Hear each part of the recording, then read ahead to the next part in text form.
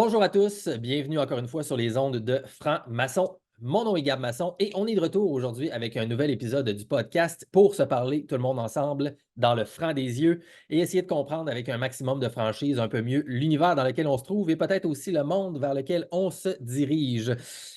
Alors, tel que mentionné la semaine passée, en 2020, j'avais eu le grand plaisir d'enregistrer un épisode avec mon invité d'aujourd'hui qui est de retour 4 ans plus tard. C'était un épisode très, très détaillé et vraiment jam-pack d'informations sur la question assez intense, controversée en certaines parties du fluor ou des fluorures en lien avec si on veut, la supplémentation ou l'ajout de ces produits-là à différents produits de consommation et bien sûr, historiquement, à l'eau potable dans plusieurs pays au monde et donc ici au Québec également. Alors, j'avais enregistré cet épisode avec le naturopathe et le soldat de la justice fluoridique, que je pourrais dire du Québec, Gilles Parent. Eh bien, on est de retour, comme je le disais, 4 ans plus tard aujourd'hui pour faire une espèce de topo sur la situation, sur les fluorures, en fait, en mai 2024 avec ce même invité. Gilles Parent, que ça fait plaisir de te revoir aujourd'hui après toute l'aventure rocambolesque en fait qu'on a vécue dans les 4 dernières années. La pandémie et tout ça, ça l'a brassé beaucoup et je sais que ça l'a brassé aussi de ton côté, mon cher, au niveau du fluor. Donc, je t'apporte à l'écran. Gilles Parent, merci beaucoup d'être de retour avec moi aujourd'hui. Comment vas-tu? Est-ce que tu es prêt pour qu'on se parle dans le franc des yeux à propos du fluor ensemble aujourd'hui? Ah, il va falloir enlever ton mute du micro. Ah oui, je suis encore parti. Alors, c'est un sujet sur lequel je travaille depuis 1972. Mon premier livre qui a été publié en 1975, ça s'appelait Les conséquences de la fluoration. Ça soulevait tous les problèmes par rapport à la dose, au contrôle de la dose, et ainsi de suite. Et avec Dr. Pierre Jumorin, qui est l'ancien directeur de la recherche à l'hôpital Laval à Québec, entre autres, un des conseillers du ministère de l'Environnement sur la question des fluorures, et Maître John Remington Graham. On a publié un deuxième livre en 2000 qui s'appelait La fluoration, autopsie d'une erreur scientifique. Et on soulignait, entre autres, les 3 gros procès aux États-Unis où on a démontré à la Cour que le fluorure augmentait l'incidence du cancer. Et le gros problème qu'on soulevait, c'est qu'on ne contrôle pas la dose qu'on donne, et ça soulevait énormément de problèmes. Suite à ça, on a créé des groupes à travers le Canada et les États-Unis pour mettre fin à la fluoration de l'eau, dont Canada sans fluorure, qui est dirigé par le docteur Robert Dixon, qui est un médecin, qui se bat contre l'ajout de la fluoration de l'eau, entre autres à Calgary. Et le groupe contient différents spécialistes dans le domaine des fluorures. On a parti un groupe au Québec aussi qui s'appelle Les citoyens contre la fluoration, qui a amené en quelque sorte une mise en demeure contre la ville de Montréal, dont on va parler plus tard. Et puis, il y a un énorme procès qui a commencé aux États-Unis en 2016 euh, contre l'Agence de protection de l'environnement pour forcer l'Agence de protection de l'environnement de déclarer les fluorures comme des substances neurotoxiques selon la loi américaine sur les substances toxiques. Alors, quand il y a une substance qui est prouvée toxique, l'Agence de protection de l'environnement doit légiférer sur le produit et en contrôler l'exposition au niveau du public. Et c'est là-dessus dont on va parler en long et en large aujourd'hui. Caroline, hey, Donc, tu as sauté directement dans le sujet, Gilles, même pas le temps d'introduction, de présentation. Comme je disais, vraiment un soldat de la justice du fluor, j'adore ça. Écoute, ben, merci beaucoup pour cette espèce de mise en bouche, c'est vraiment cool. Puis en fait, pour les gens à la maison, donc l'épisode que j'ai mis en ligne, donc juste avant, qui va être l'épisode 38. Aujourd'hui, on est dans l'épisode 39 du podcast Dans le franc des yeux.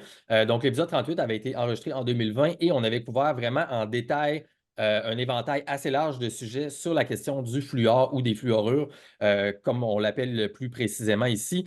En gros, là, on avait fait un tour sur la science des fluorures, de l'espèce de maison de fous gouvernementale aussi, quand des gens comme toi essayent de faire valoir les droits en fait, des citoyens envers ces produits chimiques-là pour notre propre santé. Vous vous retrouvez dans une espèce de casse-tête de paperasse et de différents départements et de niveaux gouvernementaux. Et finalement, on ne sait jamais à qui parler là-dessus. On ne sait plus qui est responsable de la question scientifique des fluorures.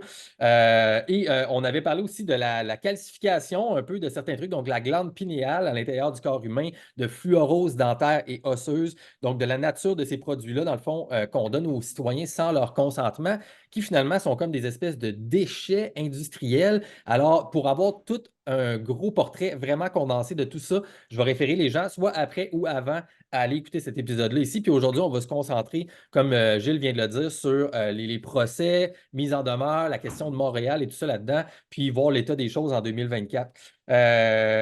Juste avant de commencer, Gilles, je voudrais faire un petit retour rapide. Donc là, tu as parlé vraiment des gros trucs de ta carrière, mais juste pour se remettre un peu dans le beat, deux choses. Premièrement, pour les gens qui ne sont pas à l'audio puis qui sont en vidéo, soit sur YouTube, Rumble ou Odyssey, vous pouvez voir que l'image est vraiment saccadée du côté de M. Parent. C'est normal, il est vraiment dans la fin de la ligne, finalement, Internet et tout ça, fait que son signal n'est pas le best, mais le son va bien jusqu'à date. Puis des fois, ben, vous allez le voir bouger mieux, des fois moins bien. Donc, désolé, mais on ne pouvait pas rien faire pour ça. Pour le reste, Gilles, écoute, juste pour le fun, rappelle-moi un peu, en fait, je pense même pas qu'on en avait parlé dans le premier épisode, mais toi, dans ta vie à toi, tu sais, bon, je pense 72, 73, tu as gradué comme naturopathe et tout ça. À Et 72. 72 de mémoire. Et puis, à quel moment tu as eu une espèce de passion finalement pour ce sujet précis-là Ça a du été le fjord et du sujet, flora? ça a été le sujet un peu de ma thèse à ce moment-là, comme naturopathe. Alors, j'ai écrit, entre autres, à partir de cette thèse-là, l'inconséquence de la floration, où on soulevait le fait qu'on ne contrôle pas la dose, on contrôle juste la concentration dans l'eau. Donc, dépendamment de la quantité d'eau que l'on boit, on va avoir des doses variables. Alors, si quelqu'un boit beaucoup d'eau, va recevoir une quantité importante de fluorure. Et pour un bébé ou un enfant, durant la grossesse, n'importe quoi, cette dose-là est très élevée par rapport à son poids. Donc, les risques de toxicité sont beaucoup plus grands et c'est ça Ouais. qui est le sujet au niveau de la thèse. Donc, pour revenir au Québec, presque toutes les villes ont arrêté la fluoration de l'eau, sauf Pointe-Claire, Dorval et Saint-Georges-de-Beauce. Toutes les autres Quand on était en municipalités, 2020, tu me disais qu'on était rendu à peu près à 2%, je on pense. est rendu à 1%. On est rendu à 1%, fait que ça a augmenté, en fait, ça a diminué, donc la situation s'est améliorée si on prend le point de vue de la santé, mettons, des citoyens là-dessus. OK, cool. Toujours Il y grâce a, à vos efforts. OK. il y a d'autres villes comme Châteauguay qui arrêtaient la floration et puis Trois-Rivières n'a pas embarqué du tout parce que la santé publique n'était pas capable de fournir les données que la ville demandait, que le maire demandait. Alors, dans la question de Pointe-Claire, de Donc, Dorval, excuse-moi, par rapport à ce que tu viens de dire, c'est quand même intéressant. Donc, est-ce que je comprends bien qu'à Trois-Rivières, mettons, c'était le maire qui, suite à des pressions des citoyens ou de groupes comme toi, qui demandait d'avoir des données scientifiques de la part du ministère de la Santé, c'est ça, et qui n'ont pas été capables de leur fournir?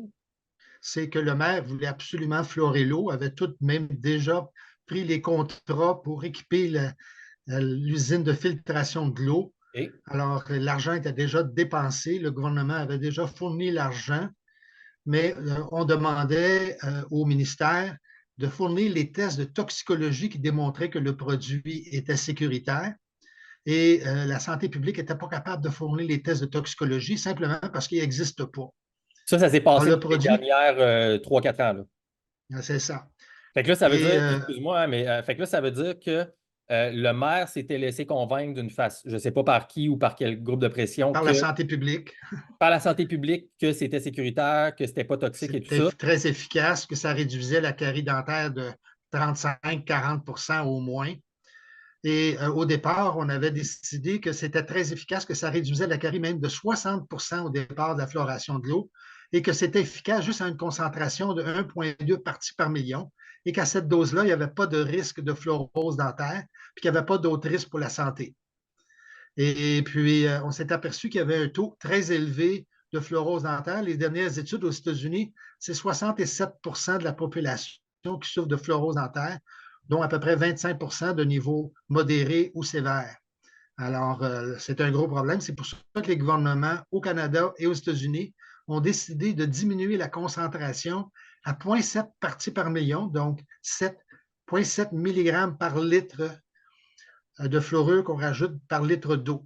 Alors, Alors, si c'était juste efficace à 1,5, 1,2 parties par million, puis d'un coup, c'est efficace juste à 0,7 parties par million, c'est pas très solide comme preuve, là. OK. Alors, mais en Et tout cas, quand même, puis, je veux saluer, j'imagine, la décision finalement de se revirer de bord, dans le fond, de quelqu'un comme le maire de Trois-Rivières. Donc, quand même, c'est intéressant de savoir que, n'ayant pas accès aux documents qu'il avait demandé, ben, qu'il a décidé de freiner le truc. Fait que vraiment, exactement. bravo à cette personne-là. Je ne sais pas c'est qui le maire de Trois-Rivières, mais bravo. Fait que, excuse-moi, Monsieur, je te Monsieur laisse. Lévesque qui a fait un bien bon travail là-dessus. Je ne sais pas s'il serait Maintenant, intéressé il n'est de plus maire. jaser un peu, mais en tout cas.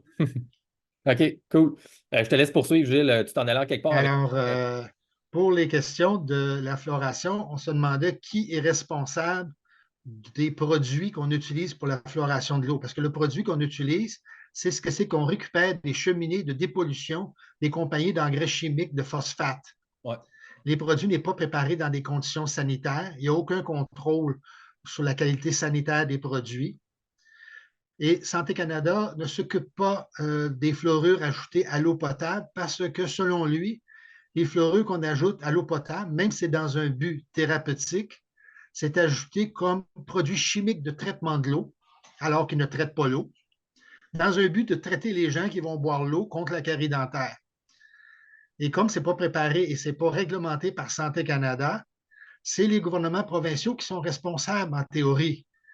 Mais quand on demande au Ouais. ministère de la Santé et des Services sociaux qui est responsable, ben, il dit c'est pas nous autres qui décidons de mettre du fluor dans l'eau. On leur commande bien gros. On fait beaucoup de pression sur les villes. On va payer pour les produits, on va payer pour l'usine, mais ce n'est pas nous autres qui est responsable. Alors, on a demandé dernièrement, justement, dans la question de la demande, ben, la mise en demeure contre Montréal, on a demandé au ministère de fournir les certificats d'analyse des produits qui sont utilisés.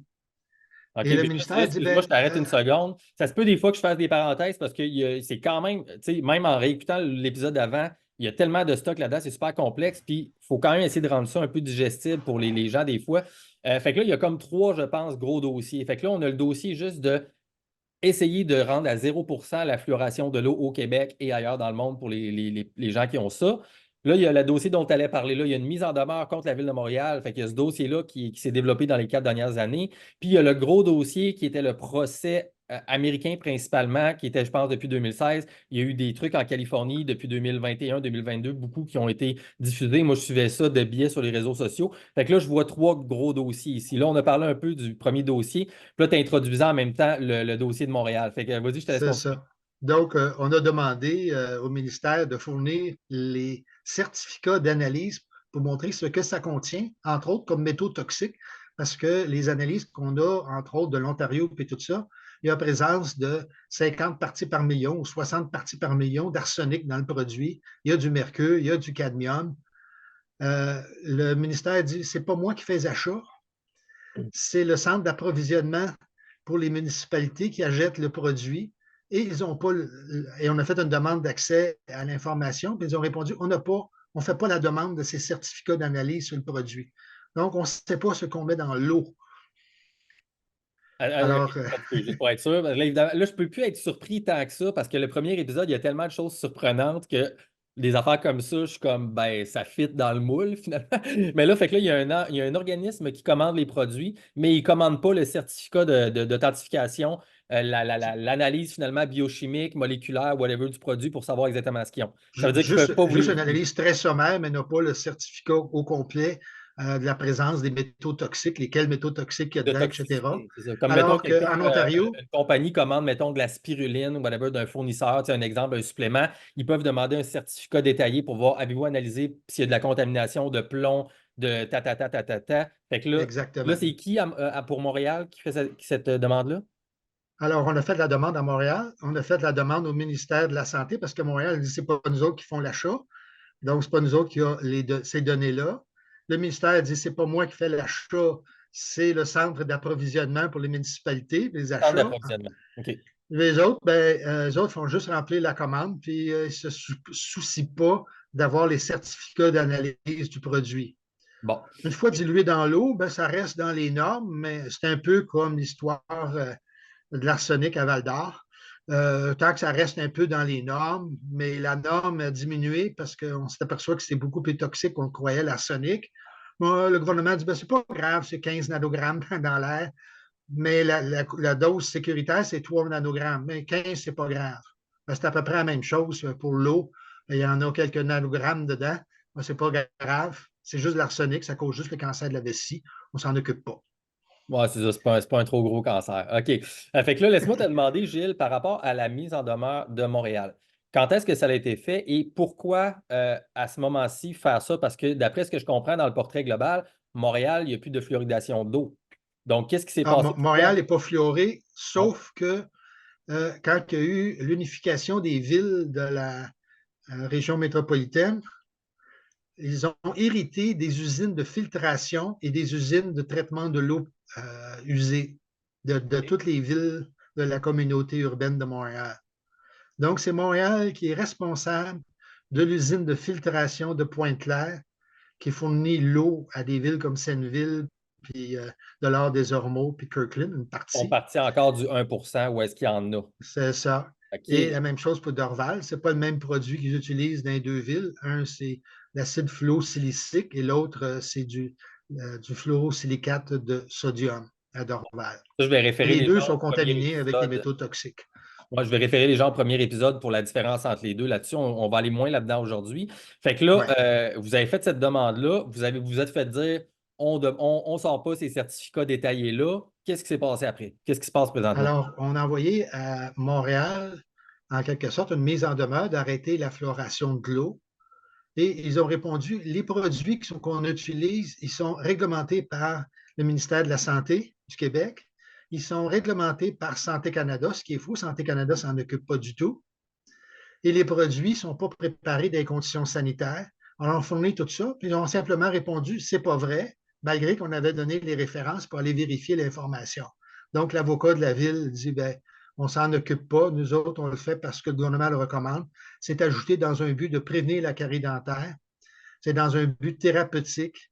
Et les produits, malgré qu'ils ne sont pas réglementés pour l'usage qu'on en fait, c'est sécuritaire et sans danger pour la santé. Alors que vous avez les études pour démontrer finalement que c'est neurotoxique et tout ça. Ben, ça, c'est l'autre aspect à cause de la Cour. Ça, c'est une autre affaire. Mais nous autres, on avait juste travaillé sur le fait que les produits n'étaient pas réglementés, n'étaient OK. pas préparés dans les conditions sanitaires, tout ça. Donc, présente un risque pour la population parce qu'il peut y avoir toutes sortes d'autres contaminants Ouais, dessus. ouais. Donc, on a eu deux citoyens, un de Dorval, Mme Martel, et un citoyen, Coelho, de Pointe-Claire, qui ont présenté la plainte. La ville a rejeté la mise en demeure en disant, ben, ce que c'est qu'on fait, c'est contrôlé par le gouvernement, puis c'est recommandé par le gouvernement, puis c'est complètement sécuritaire, puis vos affirmations ne sont pas fondées. Donc, la seule façon d'arriver à contrecarrer ça, parce qu'on a fourni une deuxième mise en demeure en fournissant davantage de données, puisqu'ils ont refusé de toute façon d'aller vérifier. Donc, l'avocat n'a pas fait sa job d'avocat. C'est d'aller en cours pour une injonction, une demande d'injonction pour arrêter la floration de la ville. Et le problème qu'on a, ben, c'est de ramasser suffisamment de sous pour aller devant la Cour pour demander une injonction interlocutoire. On est dans ce processus-là, Évidemment. sauf deux de nos membres qui travaillaient beaucoup là-dessus sont en train de finir leur maîtrise à l'université, donc ils ne sont pas très disponibles. Fait que là, Donc, ça ça veut va dire être que la pendant ce prochaine temps-là, étape. le dossier est un peu stallé, en bon québécois, si on veut, et la fluoration continue dans ces quelques endroits-là C'est ça. présentement. OK. Et l'autre chose qui peut faire arrêter le dossier, c'est le procès aux États-Unis. Right. Alors, Et l'autre gros dossier dont on a parlé tantôt. Et ça, d'ailleurs, je pense que là, tu m'as envoyé un méga document, en fait, qui découle de ce procès-là. Je pense, ça se peut-tu? ouais, c'est tous les. Ça a été très intéressant. Ce procès-là qui a été Je te suivi, laisse continue, Gilles. Je vais partager mon écran en même temps juste pour montrer le document, puis fait que je te laisse continuer. Vas-y, vas-y. Tu peux. OK. Alors, aux États-Unis, ils ont fait une demande pour qu'on respecte la loi sur les substances dangereuses. Alors, il y a une loi qui dicte depuis 1976 que tout produit qui est utilisé, qui pourrait être toxique pour la population, auquel les gens pourraient être exposés, le gouvernement, le ministère en quelque sorte de l'Environnement, l'Agence de protection de l'environnement, doit statuer que le produit est sécuritaire et qu'il n'y a pas de danger. S'il est prouvé toxique, ben, il faut qu'il retire le produit du marché. Et c'est ça qu'on essaye de démontrer en cours. Alors, il y a une série d'études qui ont été faites qui démontrent que les substances qui sont utilisées pour la fluoration de l'eau sont des substances neurotoxiques au même niveau que le plomb. Donc, il y a 75 études sur les humains, 500 études sur les animaux et sur la cellule qui démontrent que le fluorure est neurotoxique. C'est ça, là, Alors, tu vois ce que j'ai à l'écran présentement au début, c'est un document de 70 pages, il a l'air d'avoir énormément de stock là-dedans. Puis là, j'avais regardé ça vite vite avant de commencer. Fait que là, tu as une espèce de revue systématique scientifique de la toxicité et de l'épidémiologie des effets de la santé sur la c'est ça. fluoridation de l'eau ici.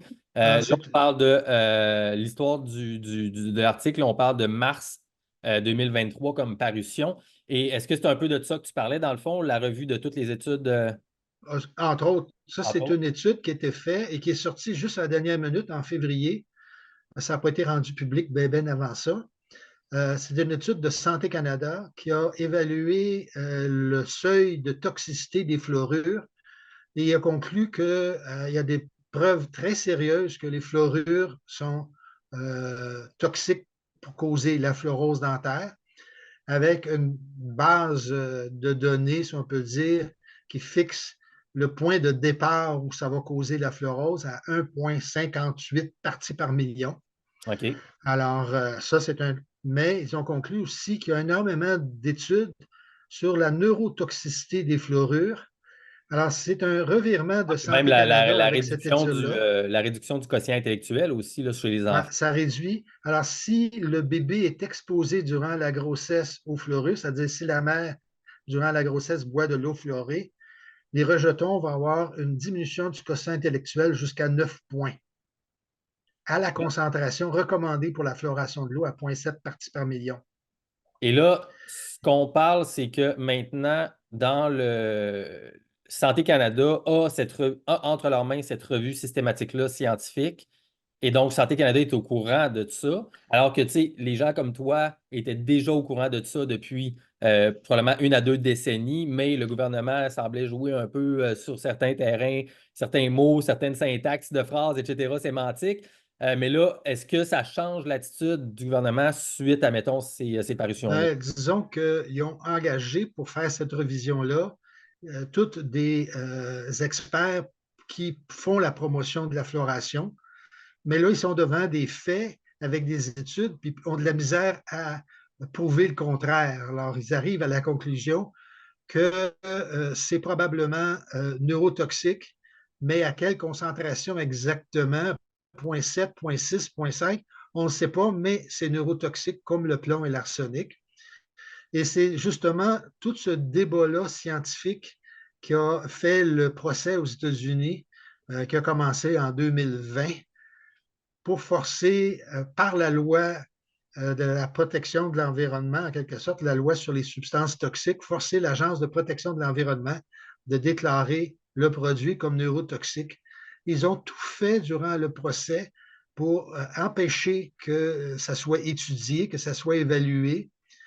Alors, l'Agence de protection de l'environnement, la santé publique des États-Unis, l'Association dentaire américaine ont essayé de camoufler, de cacher, d'empêcher l'information sur le procès d'être rendue publique autant qu'ils ont été capables de le faire, de ridiculiser les chercheurs qui ont fait ça. Et pourtant, toutes les recherches qui ont été présentées par des experts, dont la plupart, c'est des chercheurs de la santé publique, des chercheurs, je m'excuse, de l'Agence de protection de l'environnement ou des experts qui ont travaillé comme Dr. Grandjean, qui lui est un expert sur la neurotoxicité des choses comme le plomb et le fluorure. Puis il a fait un gros rapport en revisant toute la littérature sur la question en 2019. Et ça a été apporté durant le procès. Il y a le docteur Howard Hu, HU, c'est peut-être un nom pas long à écrire. Et puis, elle aussi a démontré dans son étude, une étude qui a été faite aux États-Unis avec des milliers d'enfants, que l'exposition aux fluorures durant la grossesse diminuait le quotient intellectuel des bébés à naître d'à peu près 9 points. Et ça se répercutait tout le long de la vie après ça, parce que 9 points de perte, c'est important. La différence entre un génie ou une personne affectée mentalement. Ben, si moi j'ai Alors, juste 15 de quotient intellectuel, tu me diminues à 6, déjà que ça va pas bien mon affaire, là, ça pourrait faire une bonne différence. ouais. Mais disons que au lieu de 120, ça peut être 110, puis disons que ça fait une différence quand on va à l'université et ainsi de suite. Je te coupe Alors, dans ton élan, Gilles. Ben, en fait, je vais te laisser finir parce que je pense que tu fais un bon résumé, excuse-moi, puis je reviendrai avec ma question après. Fait que je te laisse continuer le résumé du procès. il y a d'autres chercheurs. Il y a tellement d'informations. Ben, à ce Alors, moment-là, en fait, excuse-moi, c'est peut-être ma faute, là, je t'ai peut-être coupé ton élan un petit peu trop. oui, mais c'est pas J'étais grave. curieux de voir qu'est-ce qui fait en fait que ce procès-là a duré finalement 8 ans, dans le fond. Ça fait depuis 2016. 2016 que ça a commencé jusqu'à aujourd'hui, donc ça a duré 8 ans. Donc, qu'est-ce qui fait que c'est Et long comme ça? ce que Et c'est puis, qui quoi arrivait, c'est que l'évolution, tu sais, de ça? le ministère, en quelque sorte, de l'Environnement des États-Unis, oups, alors, le ministère de l'Environnement des États-Unis a dit, ben, on va demander à une équipe de reviser toute la littérature, puis quand le rapport va sortir, ben, on va revenir en cours. Mais ils ont tout fait pour retarder la publication de ce rapport-là. Une fois qu'il est sorti puis qu'il a démontré que la substance était neurotoxique, ils ont demandé à une deuxième équipe de faire une revision de la littérature parce qu'ils n'aimaient pas la conclusion. OK. Et ils ont dit, ben, on va retarder le procès d'encore un an, le temps que les chercheurs revisent toute la littérature, qu'on forme une équipe qui analyse toutes les données. Ça va prendre à peu près un an et demi, mais ils s'arrangeaient pour que ça prenne 2 ans ou 2 ans et demi. Fait que dans le fond, les plaignants, ceux qui ont dit hey, il y a un problème avec la fluoration de l'eau, c'est toxique, etc., ils ont amené une tonne de littérature scientifique, des preuves, dans le fond, pour supporter leur cas. Et de l'autre Puis, côté, ceux qui recevaient la plainte ont mis équipe après équipe et délai est repoussé, dans le fond. Puis finalement, ça a duré au final plusieurs années. mais le problème, c'est que les équipes arrivaient à la même conclusion que nos experts. Puis de toute Ça, façon, je comprends. les experts qu'on avait, c'était les experts de la santé publique des États-Unis. Puis la plupart des études étaient financées par le National Institute of Health des États-Unis. À la Puis ça a base. été publié dans les journaux bien officiels Ouais. et très difficile. Il y a une étude qui a été faite en Ontario par le Dr. Till, puis ils ont même démontré que les enfants qui étaient exposés aux fluorures devenaient hyperactifs chez les garçons et ainsi de suite. Fait que moi, là, tu sais, Alors, encore là, j'ai vraiment. Il y a plusieurs fois dans le premier épisode où est-ce que j'étais comme, ben voyons, ben voyons, ben voyons, j'en revenais pas à chaque fois à quel point c'est intense, tu sais. Mais les gens qui. Tu sais, je sais qu'évidemment, j'ai comme ma propre chambre d'écho avec mon petit public de quelques centaines. C'est tous des gens qui sont déjà un peu intéressés par ces affaires-là, qui comprennent un peu les gamiques et tout, tu sais. Mais s'il y a des sceptiques dans la place ou des gens que vous connaissez qui sont des sceptiques et qui ont vraiment foi en la science gérés par nos gouvernements, il faut qu'ils écoutent des shows comme ça pour comprendre que depuis des décennies, finalement, on patauge à l'aveugle un peu, là, tu sais, en tant que citoyens, nos pères, et à nous, tu sais, puis les gens finalement de ton âge, je m'excuse, je ne veux pas te vieillir, mais tu sais, les boomers et puis les X, en fait, puis moi, je suis après ça, on a grandi, nous autres, dans une impression que la société était structurée et gérée selon des normes scientifiques rigoureuses, puis que nos gouvernements s'alliaient avec la science comme il faut et que ceux qui parlaient, mettons, contre le fluor ou contre certains produits chimiques ou autre chose comme ça, puis la toxicité, étaient pseudo-scientifiques, c'était des New Agers, c'était des gens qui étaient des hippies, whatever. Mais tu sais, il faut se rendre compte que c'est ces gens-là, des gens comme toi, qui avaient raison. La science ne supportait pas l'utilisation de trucs auxquels nous, on a été subis, que nous, on a subi en tant qu'enfants et tout ça pendant des décennies et des générations. Tu sais. C'est fou. Puis des fois, c'est dur, je pense, pour les sceptiques d'être capable de revenir sur ça puis d'admettre même à ça parce qu'à quel point que c'est gros, finalement, comme des révélations comme ça. Fait que Ben, c'est mon petit pitch aux gens à l'écoute. Excuse-moi, Gilles, mais je sais ben, pas c'est si la ça même chose t'inspire. pour les substances qu'on met dans les plastiques qui ne sont pas toujours sécuritaires, les solvants, le formaldéhyde, etc. Exact. Les, Ben, les pesticides, là, tu sais, toute la question même de chose avec les Monsanto avec le pesticides. Puis les grosses glyphosate, tout ça. industries, ben, ils sont Ça a là été long, là. pour faire de l'argent. Alors, mais la question des fluorures, c'est vraiment, on parle par exemple des produits polyfluorés là, en ce moment, beaucoup. Aussi, c'est une grande toxicité, augmente les risques de cancer. Mais dans la question, au moment de publier, de reprendre le procès, euh, le gouvernement a demandé une troisième évaluation avec un nouveau groupe de scientifiques. Et le nouveau groupe est arrivé encore à la conclusion comme quoi c'était neurotoxique. Et On est en l'expert, quelle année? celui, le président du groupe de révision du National Toxicology Program, a témoigné en notre faveur durant le procès, juste pour dire comment c'est gros. Wow. Mais ce rapport-là, le gouvernement il devait sortir en mars l'an passé. Et OK. le gouvernement, la veille de la publication du rapport, a bloqué la publication du rapport. Alors, il a fallu un jugement de la Cour pour rendre public aux chercheurs et à la poursuite et à la défense le rapport. Et on a fait des demandes d'accès à l'information pour savoir comment ça avait été bloqué, qui l'avait bloqué. Hmm.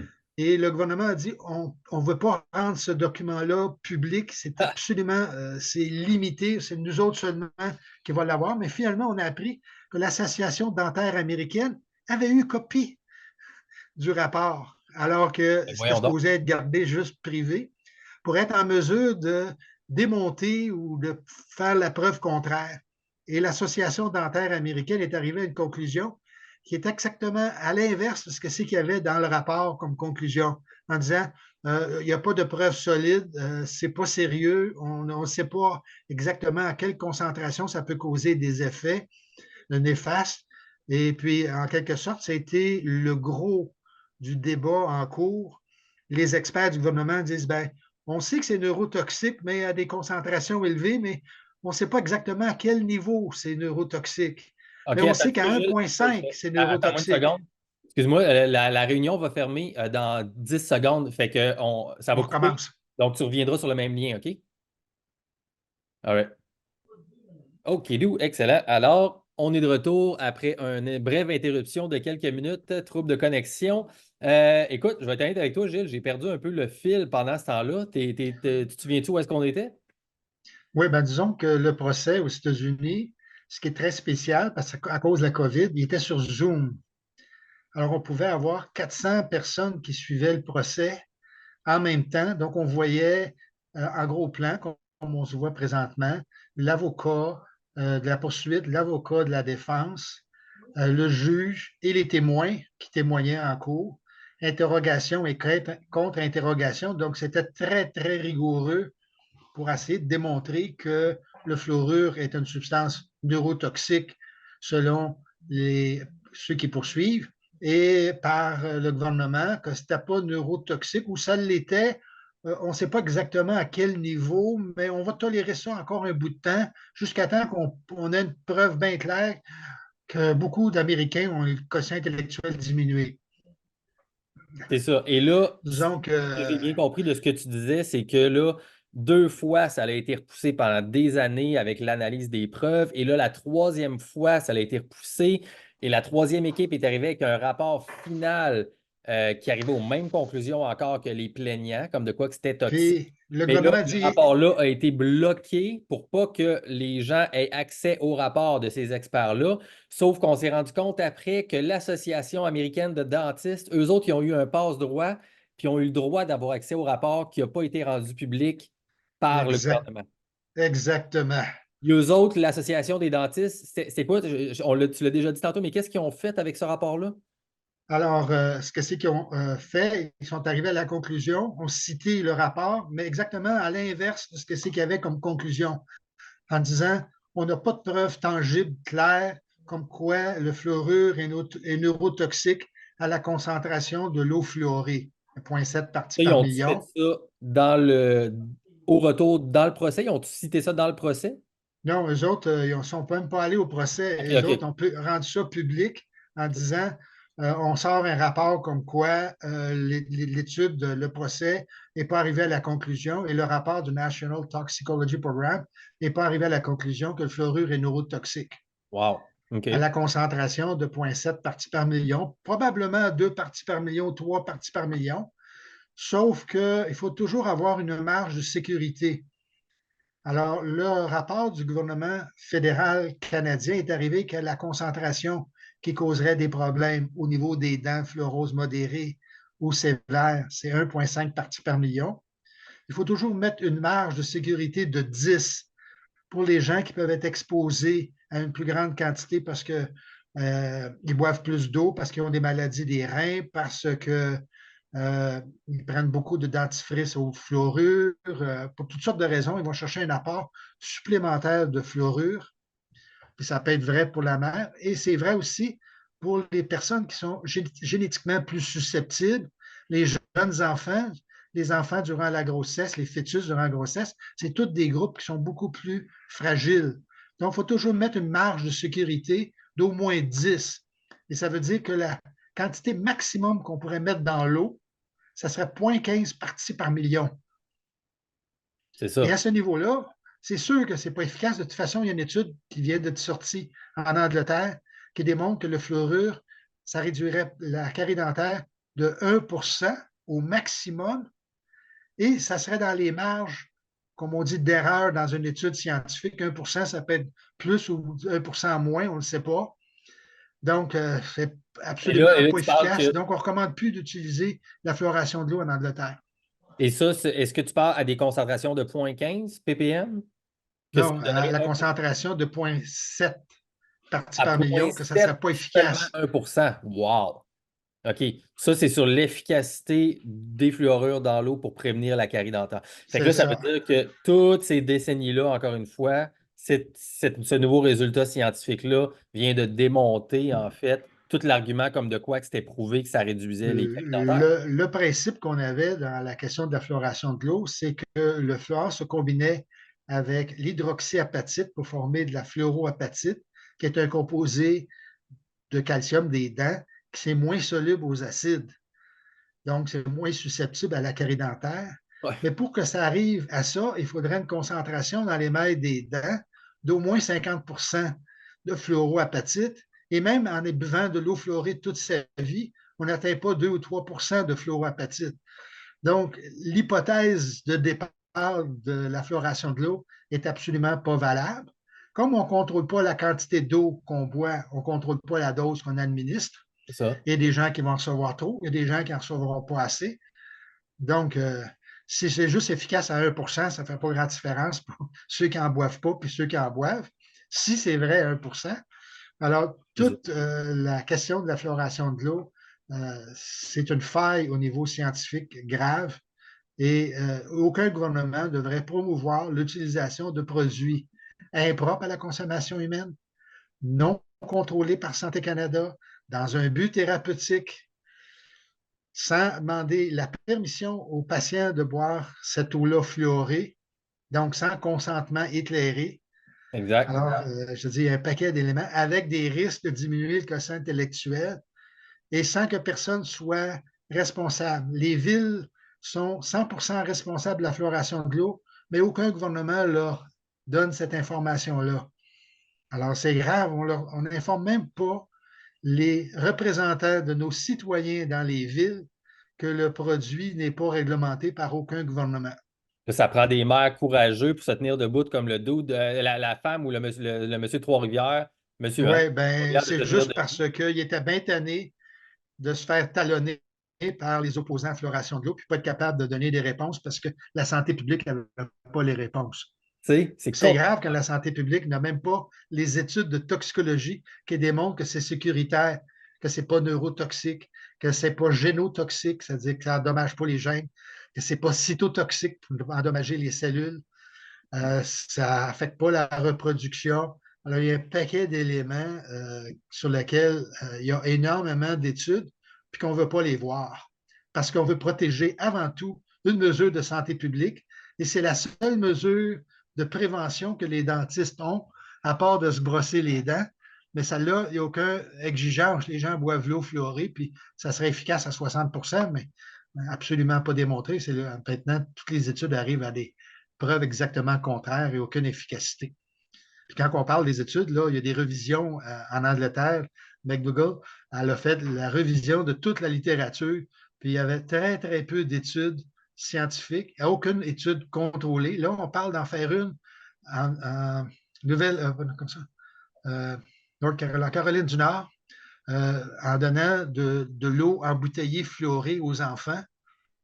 Mais on fait bien attention de ne pas le donner si de l'eau fluorée aux enfants s'ils boivent des préparations de remplacement de lait maternel.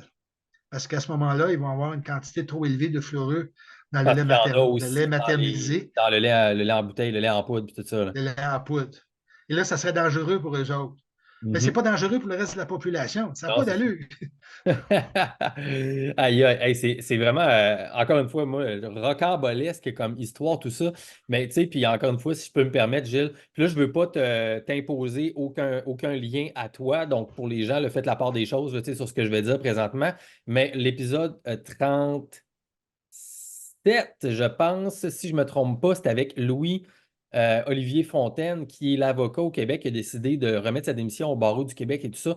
Et lui, dans le fond, une des choses qui l'a poussé à faire ça au début 2024, c'est que selon lui, le système de justice était pratiquement, lui, il voyait ça comme irrécupérable. Tu sais. Bon, évidemment, moi, je ne veux pas mettre ces mots-là dans ta bouche ni dans la mienne non plus, c'est ses mots à lui, mais tout ce que vous avez vécu, puis ce qu'on voit avec le procès depuis 2016 aux États-Unis et tout ça, c'est un espèce de système qui est tellement lourd et puis qui finalement peut être manipulé pour défendre des intérêts, cacher des choses, obfusquer la transparence, qui finalement fait partie de la méthode scientifique. T'sais, si on veut gérer notre monde, notre réalité basée sur le plus près possible du réel, il faut baser des choses qui sont basées sur la méthode scientifique, sur la science, et on se retrouve avec de l'obfuscation des données et un gouvernement et un système de justice qui finalement ne suivent pas la méthode.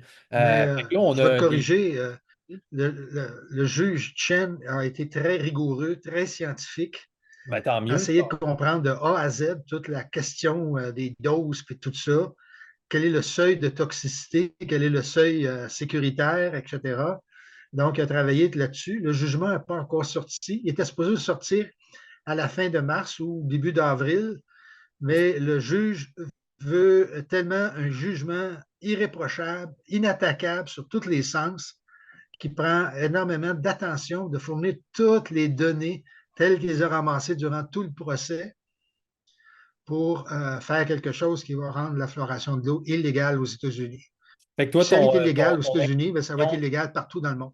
ton impression, c'est que vraiment, dans ce cas-là, le juge est vraiment une bonne personne qui est tombée sur ce dossier-là et qui fait vraiment son maximum à l'intérieur du système, en tout cas, pour essayer d'être rigoureux sur la science de la fluoration. On l'a vu durant tout le procès, à chaque fois que l'Agence de protection de l'environnement mettait une motion pour empêcher de rendre public le document, par exemple, du National Toxicology Program ou n'importe quoi, bien, le juge disait non, je rejette la motion. Il faut que tel ou tel chercheur puisse témoigner, tel autre chercheur puisse témoigner. Alors, c'était vraiment très intéressant parce que tout le procès va être sur Zoom, donc il va être accessible au public quand ça va être fini et le jugement va sortir. Tous les gens vont pouvoir voir toute l'information d'une façon rigoureuse. Ça va être une situation qui change complètement tout le dossier de la fluoration à travers le monde quand ce jugement-là va sortir. Et moi, je suis pas mal convaincu que ça va de notre côté. La façon que les questions ont été posées par l'avocat, etc. Et l'Agence de protection de l'environnement avait très peu d'arguments, ces affaires. Ces experts n'étaient pas très solides. Un des experts, c'est un chercheur euh, espagnol, puis il a dit non, non, la fluoration de l'eau augmente le quotient intellectuel de 15 points. Oh, wow, crème quand Mais il même. n'y avait pas de contrôle sur la quantité de fluorure que les enfants buvaient. Et dans la période, la fluoration avait été cessée dans une bonne partie des villes qui étudiaient. Alors, sa preuve était tellement mauvaise qu'il n'a pas voulu venir témoigner en cours, en personne. Hmm, quand Et même. pourtant, c'est une des études que l'Agence de protection de l'environnement a essayé de sortir plusieurs fois. quand il y a eu l'étude aussi du gouvernement canadien, ben, les autres aussi, ils ne voulaient pas trop la rendre publique. Alors, tous ces documents-là ont été rendus publics durant le procès. Et moi, j'ai suivi le procès avec les experts. Plusieurs des experts qui étaient là, c'est des experts que je connais personnellement. Alors, on pourrait en parler en long et en large, mais ça rentrait tellement dans le côté technique. Ouais, ouais. Mais c'est quand même déjà super cool. Puis je vais inviter les gens, s'il y en a qui trouvent ça intéressant, qui ne connaissaient pas l'histoire, puis qui cherchent peut-être une ressource facile. Instagram, il y a un compte Instagram qui s'appelle Fluoride Alert, donc Fluoridealert. Et sur ce site-là, depuis, dans le fond, moi, c'est un des endroits principaux, finalement, où est-ce que j'ai Ben suivi le oui. procès dans les dernières années. Ils font tout le temps des petits recaps, des petites vidéos, des petites capsules informationnelles et tout ça sur les avancées générales là, de ça. Puis des fois, ils vont dans le détail là-dessus. Fait que je vais inviter les gens sur Ah, Instagram à suivre ce compte. l'avocat qui menait le procès, c'était M. Connette, le fils du père, dont je ne me souviens plus du nom par hasard, là, Paul Connett. Alors, c'est lui qui était l'avocat qui menait tout le procès. Souvent, après chaque étape du procès, on avait une discussion avec lui, c'est comment il avait mené la bataille, comment il avait gagné plusieurs des points. Alors, c'était vraiment très intéressant d'avoir les arguments pour, les arguments contre, avec la rigueur scientifique, parce que c'est un des procès que j'ai jamais vu avec autant de rigueur scientifique. Ben, Colin, on aime ça. Tu sais, moi, je pense vraiment que c'est dans cette optique-là qu'il faudrait aspirer à gérer en fait le développement de la société du futur et tout ça. Mais tu sais, c'est différent, ça. Parce que des fois, les gens ont peur quand on parle de suivre la science et tout ça pour travailler la société. On pense à la technocratie beaucoup, tu sais, mais c'est vraiment différent. Tu sais. Technocratie, c'est d'imposer, mettons, des choses, des techniques et tout ça, sans le consentement informé des gens et tout ça. Mais là, ici, on parle plus d'être juste en ligne avec la littérature scientifique et que les gens sachent de façon informée, avec un consentement éclairé et informé, ce qu'ils consomment, quels produits il y a dans leur eau, dans l'air et tout ça ici, pour savoir, OK, ben, y a-t-il des dangers pour la santé, tout ça, puis de pouvoir prendre des décisions informées en tant que citoyen là-dessus. Et idéalement, après ça, mettre de la pression sur les politiques pour changer au nom de la méthode scientifique puis de la science, qu'est-ce qui se passe là, dans leur zone locale et tout ça. Fait que là, Gilles, on a ce procès-là, donc là, à venir, la décision finale. Il reste-tu encore, il ne reste plus rien, là, il reste juste la décision à être rendue, là, c'est ça? C'est ça. Toutes les défenses, les plaidoyers ont été présentés des deux barres.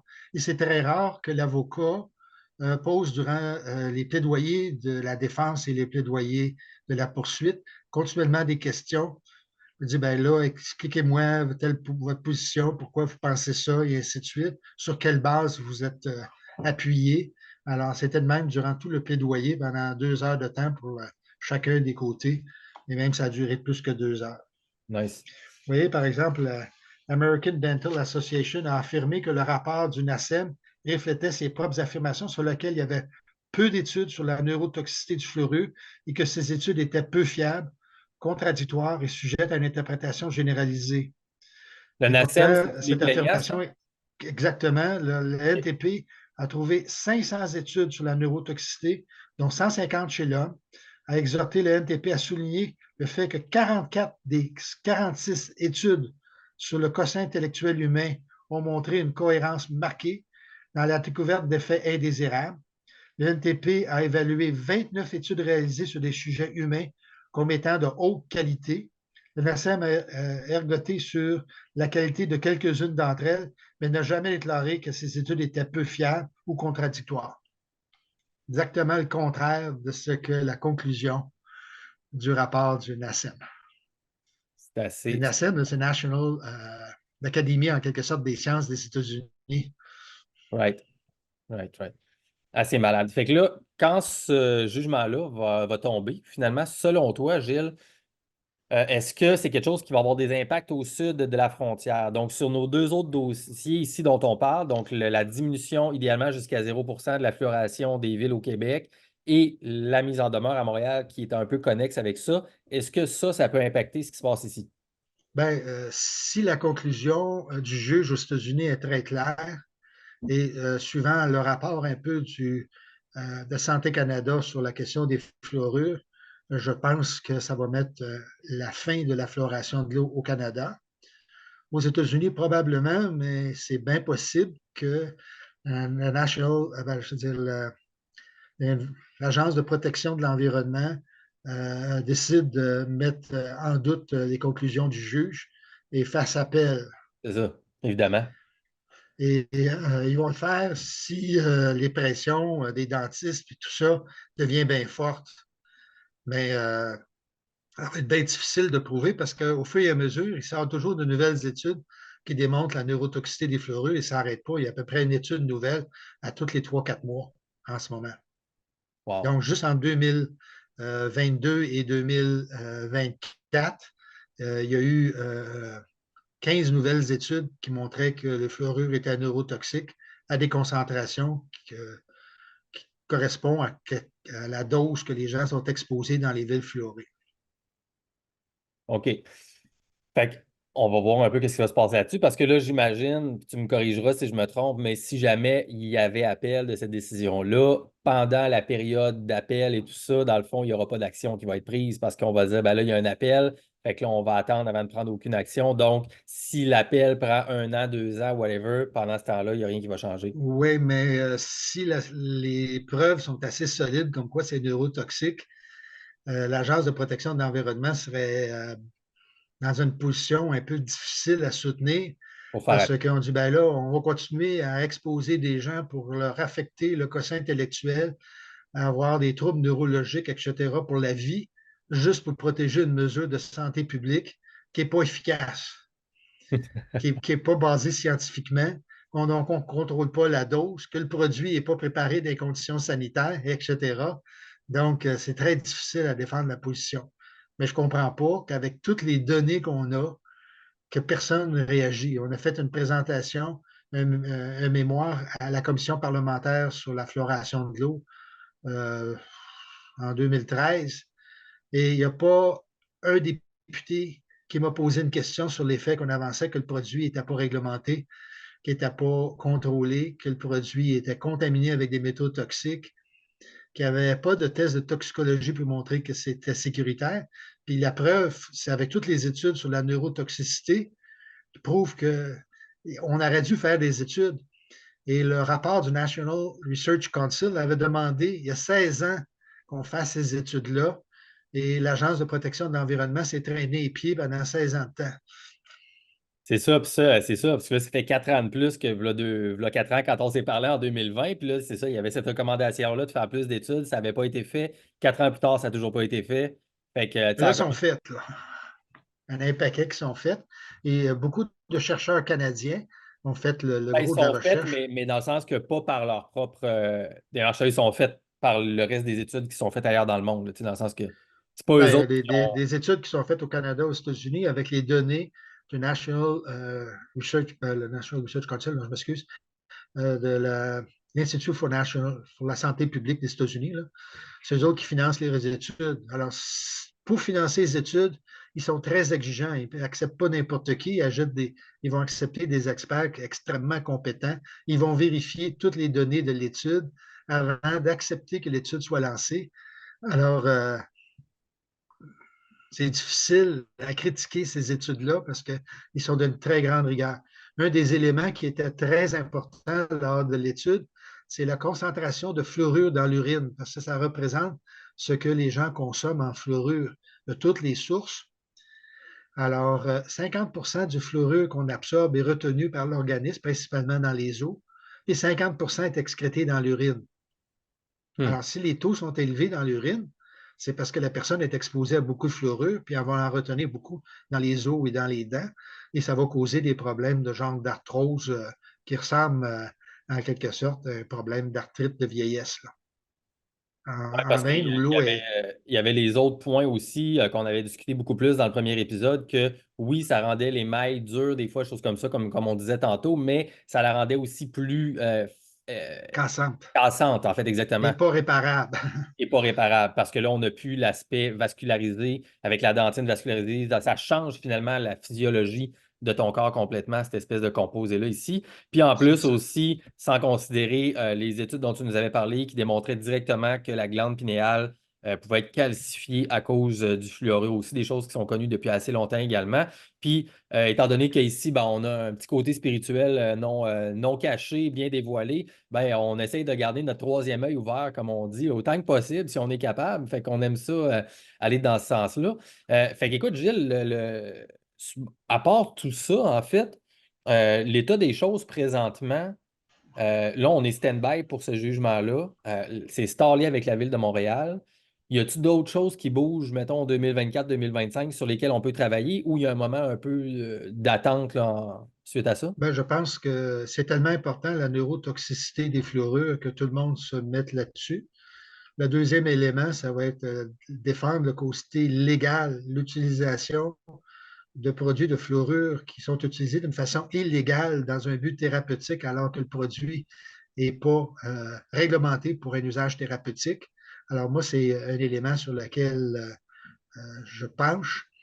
Alors, j'ai deux avocats que je suis en train tranquillement de former parce que c'est un dossier qui est très complexe et toute la question légale, à peu près personne ne l'a étudié jusqu'ici. Tout le monde se lance la balle en disant c'est pas moi qui est responsable, c'est pas moi qui le contrôle, c'est pas moi qui fais ci. Bien, on le met pareil. Alors, disons que c'est un peu criminel d'utiliser un produit qui est impropre à la consommation humaine dans un but thérapeutique sans que le produit soit réglementé par Santé Canada pour le faire. Mais Santé Canada ne bouge pas parce qu'il fait la promotion de la fluoration de l'eau. Sauf qu'il est en train de reculer avec cette étude qui vient de sortir juste à la fin du procès et dont on a parlé les 2 derniers jours du procès. Tu sais, moi, l'affaire qui me. Tu sais, je trouve ça tellement. C'est super positif, en fait, là, tu sais, tout ça, c'est dans le bon avancement de la marche longue vers, si on veut, la santé globale des, tu sais, des gens et tout ça, puis d'avoir c'est ça, une meilleure gestion de ces trucs-là, tu sais. Mais il y a quand même une espèce d'aspect. Moi, j'ai un petit côté. Whatever, pas révolutionnaire plutôt, mais réformiste, là, tu sais. Il y a une espèce d'aspect de frustration pour moi de faire, mais tu sais, ça fait combien de décennies, tu sais, puis ça a pris combien de temps avant qu'on arrive là pour que dès au départ, on avait déjà, selon la littérature scientifique, de gros doutes potentiels qui étaient possibles d'être émis avant que ça se fasse, tu sais. Fait qu'il y a cette espèce de. Il y a comme un rapport amour-haine avec la situation actuelle, je te dirais. Je sais pas ce que tu penses de ça, mais en tout cas, c'est mon petit côté des fois, le crime. Ce serait le fun si ça change plus vite, là, tu sais, puis qu'on ait un système qui est capable d'être un petit peu plus flexible, tu sais, puis un peu plus basé sur la réalité scientifique des Et choses. durant le procès, les témoins pour la défense admettaient que les études qu'il y avait là étaient quand même sérieuses, bien faites, mais on doutait exactement de la concentration limite. Puis on se battait sur la virgule, c'est-tu 0,7, c'est-tu 0,8, c'est-tu 0,9, on ne sait pas. Puis tant qu'on ne saura pas, ben, on ne mettra pas de normes. Ben, ça n'a pas d'allure. Si c'est toxique à 0,9, il y a bien des chances que ça soit toxique à 0,7 ou à 0,6 pour certains individus qui boivent plus d'eau, puis qui ont plus de troubles de reins ou qui ont d'autres sources d'exposition au fluorure parce qu'ils boivent beaucoup de thé, ou c'est la maman durant la grossesse qui prend plus de dentifrice puis en avale plus. Tout est possible. Il n'y a Ouais, personne qui contrôle la dose absorbée. exact. Fait que là, pour les gens, eh ben, je sais pas, y a-tu un autre gros point, mettons, que tu avais sur ta feuille de notes et tout ça que tu voulais amener, ou tu penses qu'on a fait quand même un tour, tu sais, c'est resté général, mais on a fait quand même une bonne mise à jour de ce qui se passe présentement puis des 4 dernières Oui, années? disons que si on avait voulu être bien technique, on serait rentré dans bien des affaires, mais Y c'est un a-tu, débat mettons, trop technique pour les citoyens. avant de conclure, mais tu sais, moi j'étais un peu obsessif, des fois technique, mais y a-tu un genre de point technique pour le fun, si tu veux me gâter, que tu as en tête, tu as fait, hey, ça n'avait pas de bon sens, que tu pourrais me partager ou tu disais juste ça Ben, général? Environnement Canada a fixé la norme maximale pour le fluorure dans l'eau pour ne pas affecter les larves d'insectes, tout ça, à 0,12 parties par million. Pour pas affecter Les le villes, les villes quand ils rejettent les égouts, puis tout ça, rejettent l'eau qui est fluorée à 0,7. Donc, la quantité qu'on va trouver dans l'eau dans la rivière rejetée par la ville, ça va être autour de 0,7. Donc, à peu près 5 fois la norme maximum pour ne pas affecter la faune puis la flore aquatique dans les eaux douces. qu'elle est genre à 0,15 ou quelque chose comme ça. Fait que ça veut dire C'est que dans ça, le à point fond, 12, point 15, puis là, on met point 70. Alors, à c'est cause des eaux usées qui se déversent de plus en plus, ça augmente la concentration pour laquelle le ministère de l'Environnement, mettons, dit non, non, dans l'environnement, il faudrait que ce soit 0,15, whatever.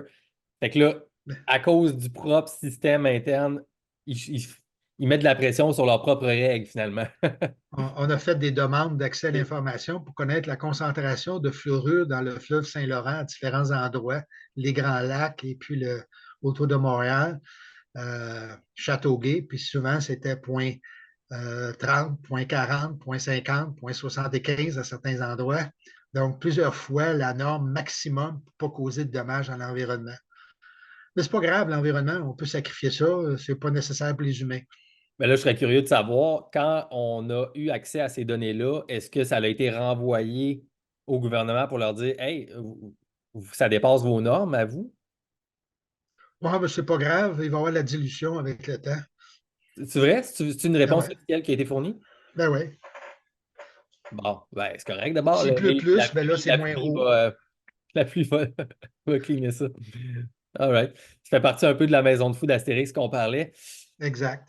Ben écoute, Gilles Parent, vraiment cool. Moi, je me pose comme question, en terminant rapidement, on va closer ça, mais pour, mettons, les gens, tu sais, qui sont plus jeunes et tout ça, qui sont passionnés peut-être par ça, tu sais, puis qui ont découvert un intérêt peut-être avec la pandémie, la situation pour ce genre de trucs-là, y a-tu de la relève, en fait, dans ton domaine, tu sais, dans les organisations avec lesquelles tu es, de gens qui sont du nouveau sang, en fait, pour se battre là? Ben, Il y en on a. a un problème au Québec parce qu'il reste bien peu de villes qui sont fluorées, donc on va peu chercher de jeunes, mais on en a quelques-uns.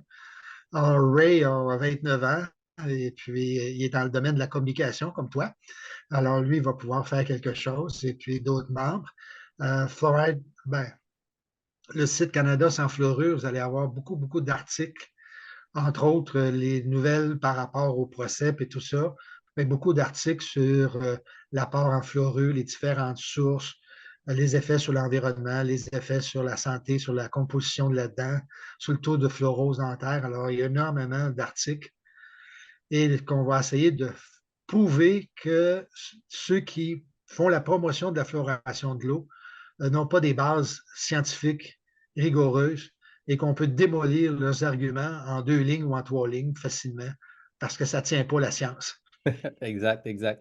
Ben, je disais ça, tu sais, mais en fait, laisse-moi te twister ma question, moto-twister ma question pour toi.